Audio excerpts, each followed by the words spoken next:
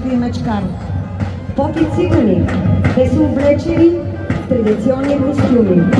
Обредните маски са изработени от естествени материали.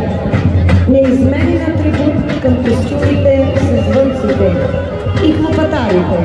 Те са различни по големина и по звук.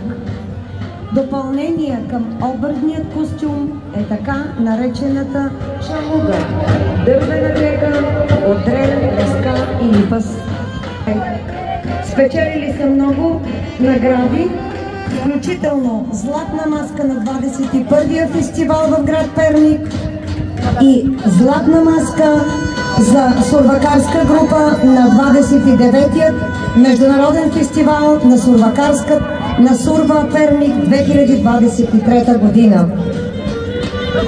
Уважаеми дами и господа, нека да ги посрещнем с аплодисменти и имаме една много специална изненада за всички вас. Най-големите и най-красивите мечки днес са тук. Само че вие всички, заедно с тях, ще имате честта да се пребори с тях най-големият шампион. Армен Назарян. Армен Назарян е наш специален гост, двукратен олимпийски шампион, трикратен световен шампион и 5-кратен европейски шампион. Хайде да видим дали мечките на Батановци или Армен Назарян ще спечелят този двубой. Армен Назарян и мечките на Батановци. Армен Назарян, двукратен олимпийски шампион, трикратен световен шампион и 5-кратен европейски шампион. Хайде да аплодираме мечките и шампионите!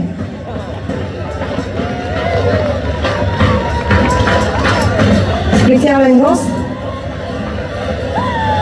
Той специално е дошъл да се пребори с мечките на Батановци.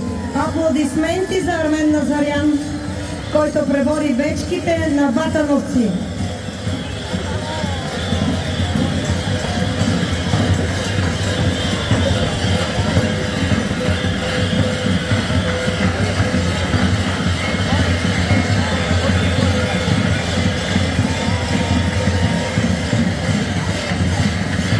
От днес господин Назарян е член на групата на Батановци.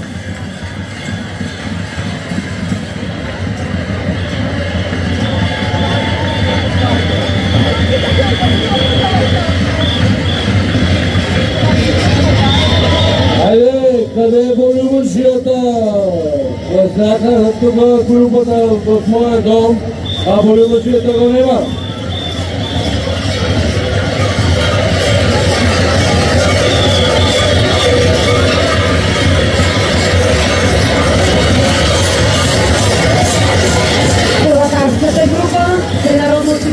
Проспект 1909 година, град Батановци. Два пъти носител на златната маска. През 2019 година печелят и награда златен медал за детска група.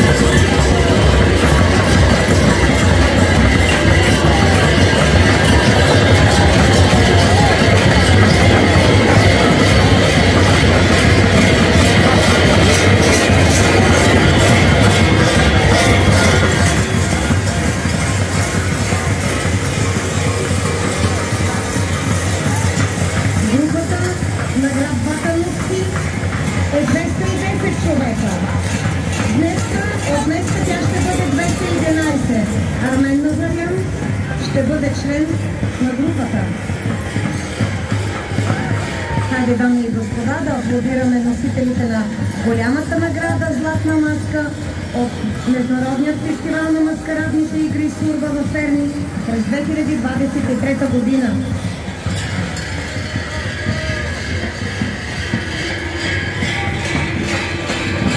Уважаеми зрители и гости от финал Перник, лично от мое име и от носителите, присъдено от журито от миналогодишния фестивал, носителите на Златната маска, желая на всички вас една успешна, ползотворна, здрава година, изпълнена с много любов, семейно щастие и едно взаимно разбирателство.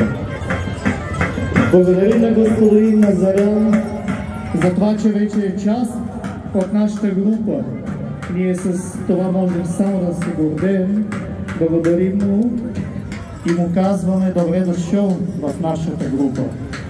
Това, което ще представим ние днес пред публиката, многобройната публика на град Перник, е всъщност това, което се случва в 14 януари във всеки един дом на територията на община Перник. Там влиза сватба, благославя стопаните за здраве и берекет. Топло венчае младоженците.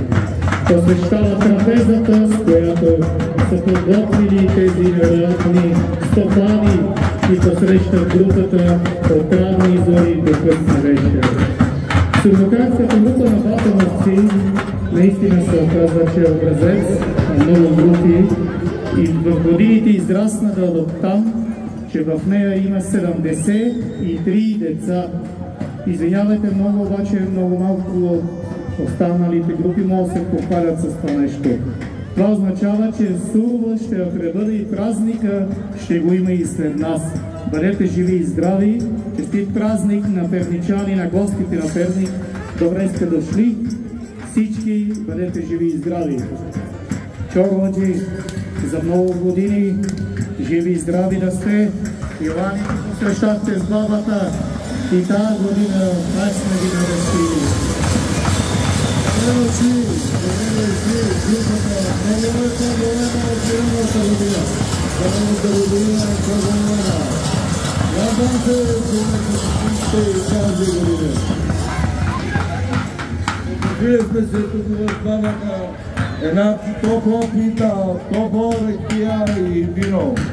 Заповядайте да се почерпим. Аз искам да поканя тук невестата и да попитаме дали може да играе вечерица. За да останеш в този дом, ти трябва да не играеш свекървата. Така че музикантите една шопска вечерица, да видим дали свекървата може да играе или не може.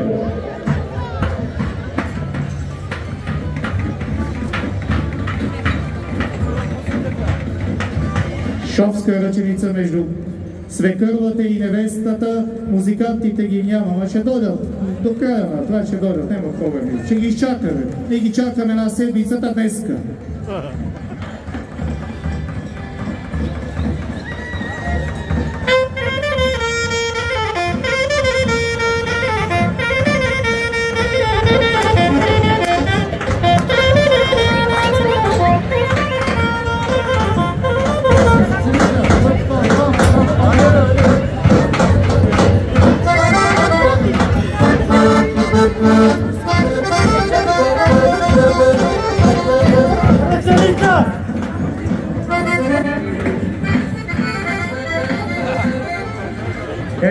Евала на невестата.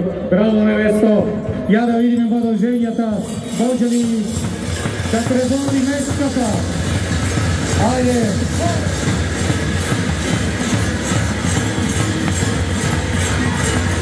Бре! Преброи мечката. Евала. Я ти сега.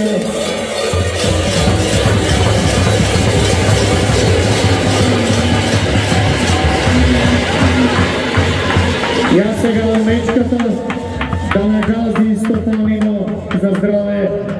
Хайде, чорбаджи!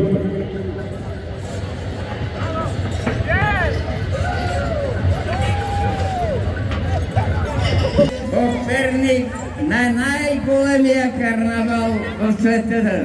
По стар български обичай, днес в нашата група венчаеме младите Василка и я питаме, съгласна ли си да си вземеш Васил? А ти, Василе, в името на Отца и Сина чрез Духа, съгласен ли си да вземеш, да я обичаш и да родите близнаци? Ако мечтая да не шава. Обещаваш? Не. Значи, че видим. В името на Отца и Сина чрез Духа, амин. Господ здраве да ви дава, да растат близнаците, момчета, искам да увеличиме колективо. А сега пожелавам здраве на всичките! Ако да младенци да разшутат по радиото.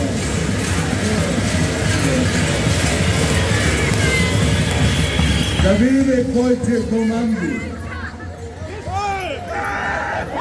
Браво, живи и здрави да сте! Останете си със здраво, уважаеми гости и перничани! Честит празник на всички!